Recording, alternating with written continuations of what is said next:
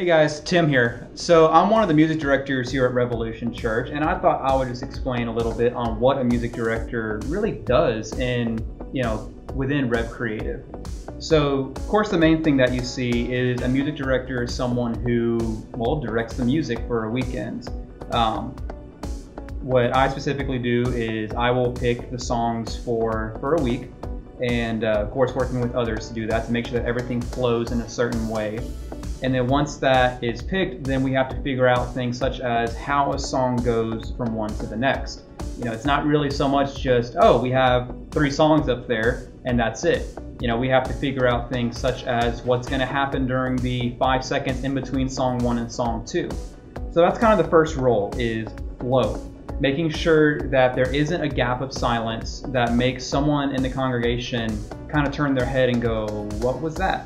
We want to make sure it's one continuous experience. Now, of course, the other thing is leading the band side of it. The term music director is also interchangeable with band leader. Main reason being is that the music director is someone who will listen to the band as a whole. So if you are a music director, even if you're scheduled for that week to play, you have to make sure that you don't just listen to your own part, but instead you're listening to the entire band.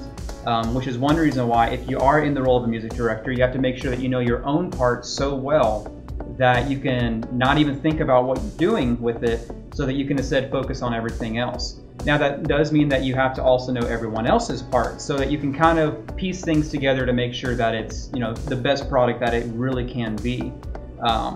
Depending on who's on that week and kind of what level you're at, you may also be in charge of kind of putting the vocal pieces together, and that's kind of a week-to-week thing. Sometimes we'll have a vocal team and we might have someone who's leading the vocalist for that week, so that I don't have to worry about it one bit. There are other weeks, whether someone's out of town or it's just because of the way the set is set up, we may have to not only control the band but also listen to vocal parts and figure out who's doing what harmony, who's coming in where. So the main thing is just being aware of the entire song, not just your one part.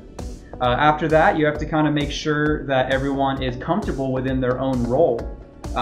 If you see someone kind of struggling with their part, you don't want to be afraid to walk up to them and and kind of help them through it. This also goes back to what I said earlier, knowing not every single detail of everyone else's parts, but knowing enough so that if, say I'm on guitar for that week, if whoever is on bass just straight up has the question, hey, I'm confused on what I'm supposed to do here for this bridge of this song, you have to be comfortable enough to say, oh, the bass does this here.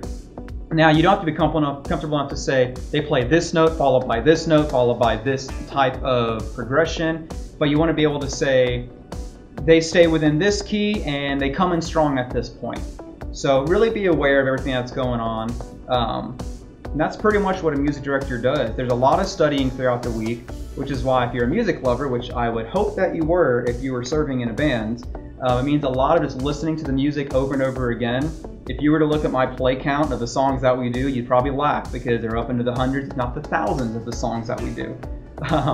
And that just helps wrap your head around everything that's going on. Hopefully that answered a couple questions. You can always approach either myself or any of the other leaders if you're interested in kind of learning more about that role and what it takes. You guys have a good one.